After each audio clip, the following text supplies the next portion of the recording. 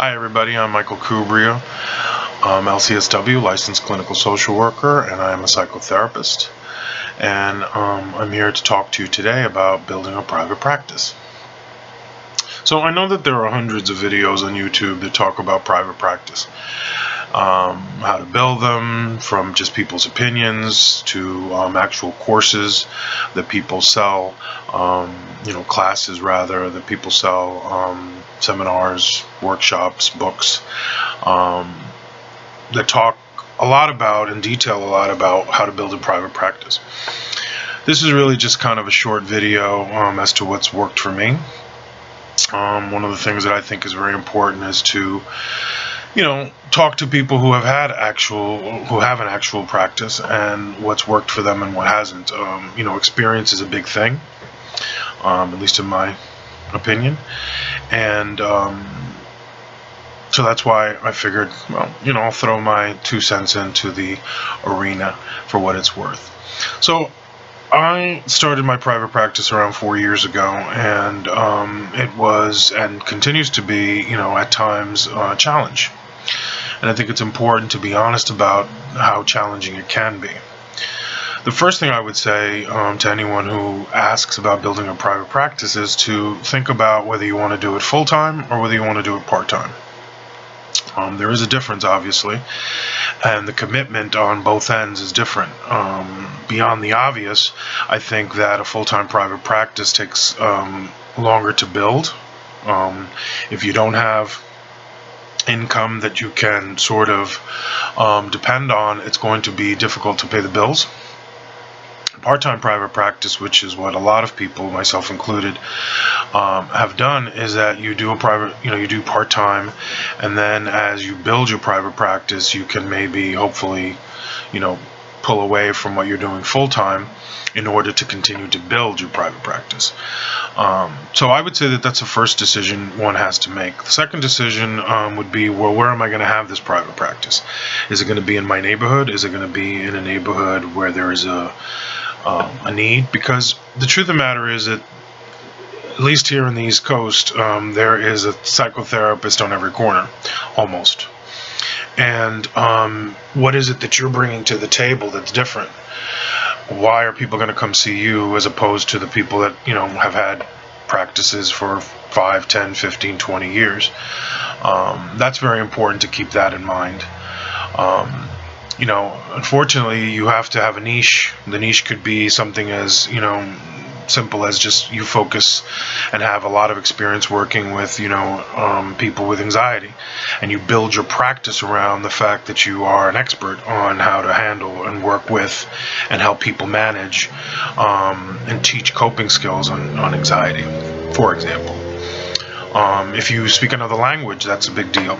Not so much necessarily because of people wanting to have therapy in their language, although of course that is important and it does occur, but also because culturally often people feel like if you speak their language and you are of, quote, their culture, whatever that may be, and it is all perception, of course, then they feel that there is a bond, there's an understanding that can help. So building a private practice, certainly at the beginning, I would encourage people to think about those two things.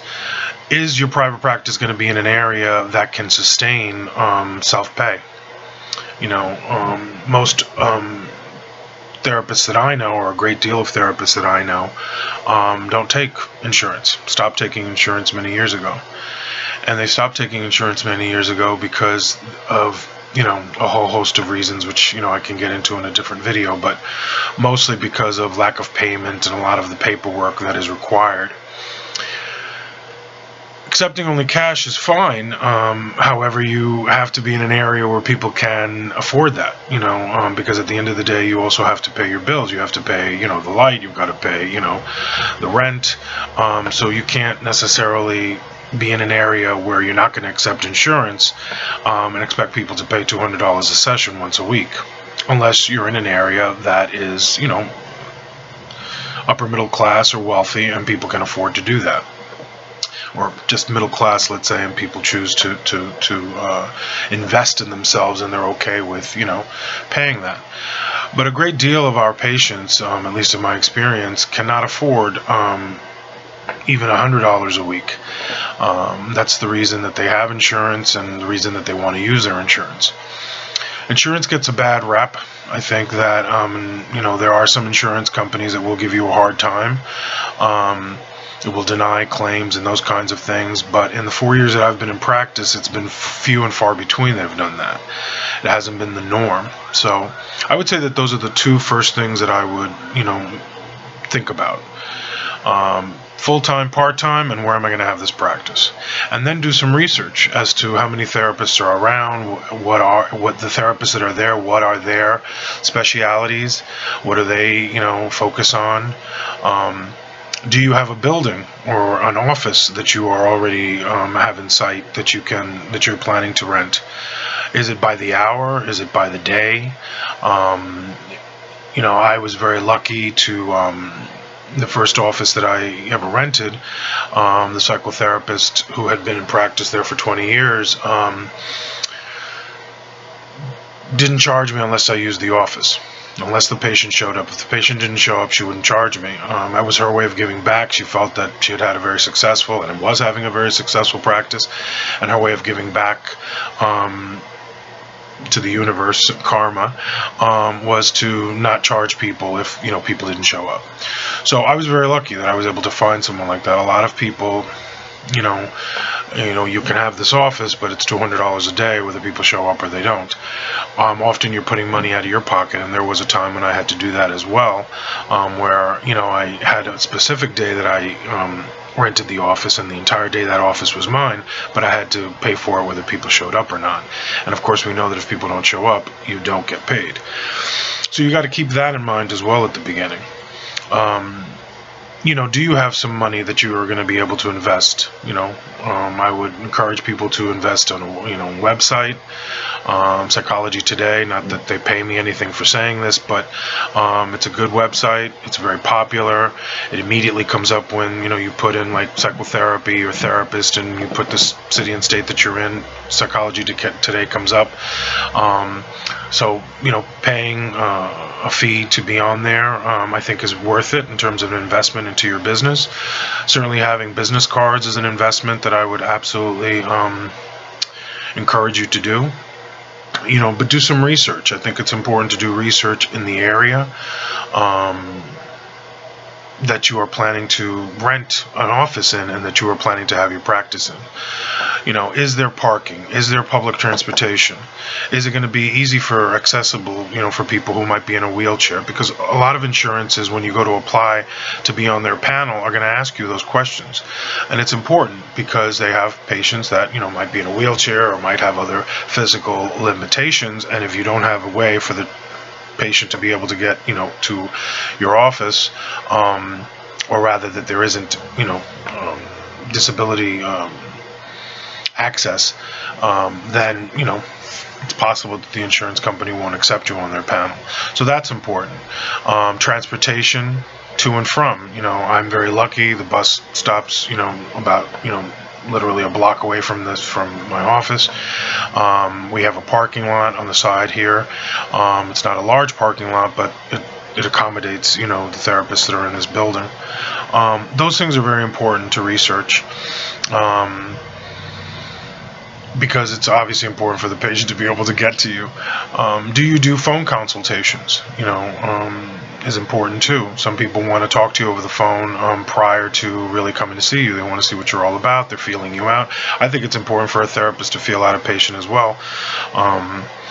Years ago, one of the first therapists that I spoke to and talked to about private practice made it very clear to me that she didn't work with a particular population, and that the only way that she would know whether these particular people had these issues was to sort of interview them over the phone. So that was the way that she sort of weeded out the people that she didn't feel she could work with, and then she would refer them to colleagues of hers. So that's important as well. Having the ability, that's why I say business cards are important, because your name and address and telephone number are on there. Having a website can also be very, in today's day and age, we are in 2017, everyone has a website. It's very, it's common for people to want to look for you. And the reality of it, and I know a lot of people may disagree with me, and we can agree to disagree, but patients Google you. You will be Googled. Your name, your credentials, people will Google you. And if they Google you and your website comes up, like you can go to mine, michaelkubria.com, and everything is there. But they will Google you to see where you've worked or what information is on the website, on the web page, rather, on the internet, about you and those kinds of things. So it's important to keep those 2 or 3 things in mind when you're thinking about building a private practice. Beyond that, I think it's important to understand that, we are in the business of helping people who are not always in the right frame of mind. No-shows are a big deal, and they are, something that's very common in our profession. We cannot charge for no-shows. You have to be very careful if you charge people for not showing up. That can sort of damage the therapeutic relationship in some, cases, although I think it is important to have a policy, because some people will not show up, for a variety of reasons. You got to factor in that, if you're doing this full time and you need to make X amount of dollars a week to be able to pay the rent and to pay yourself, you have to factor in the amount of, at least 1 or 2 no-shows a day, and how that's going to impact your cash flow at the end of the week. So I think that's important as well. Deciding what population you want to work with is also something that you probably should do prior to actually opening a practice. Do you want to work with children? Do you want to work with families? Do you want to do couples counseling? Are you trained in couples counseling? Are you trained working with families? Are you really kind of trained working with children? Are you trained working with adults with schizophrenia, adults who have bipolar disorder? A lot of people that come to therapy, at least in the years that I've been doing this, both in private practice and when I work, with agencies, it's a lot of depression and a lot of anxiety, but there are also other mental illnesses out there, and some of those individuals will come through the door of your practice, and are you ready and able to treat them? And is that the population you want to treat? You might, or do you want to treat people who have, who are sex offenders? It's a reality of our world. They are out there and they need help, whether you like them or you don't, or whatever your personal opinion may be about people that do, that have that problem. They are out there. Do you want to work with the Department of Children and Families in your particular area? Do you want to be a sort of a resource for them? If that's the case, then be prepared to be subpoenaed and be having to go to court. Do you want to do substance abuse counseling evaluations? I myself am also a certified alcohol and substance abuse counselor, so I do those as well, evaluations as well as counseling. You have to find and you have to make a decision as to which population you really want to work with. And then there are people that, like myself, work with a variety of people, with a plethora of individuals. It's, I'm not necessarily, except that I don't work with children. I don't feel that I'm very good at it. So I'd rather work with the adults, with the parents, and refer children to, my colleagues who are much better at that than I am. So again, these are the kinds of things that I think are important for one to keep in mind when one is thinking about building a private practice. I don't think it's impossible to be successful in private practice. I do think that it is not as easy as sometimes people like to present, and that's with respect to people who have other videos out there. I think, I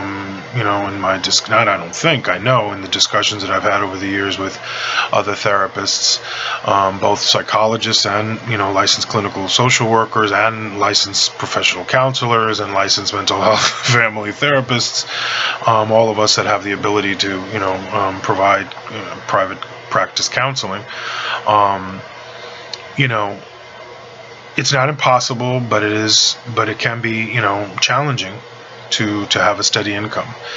If you're lucky that you have a spouse that makes a certain amount of money that allows you the freedom and the luxury to build your private practice at your leisure, then good for you.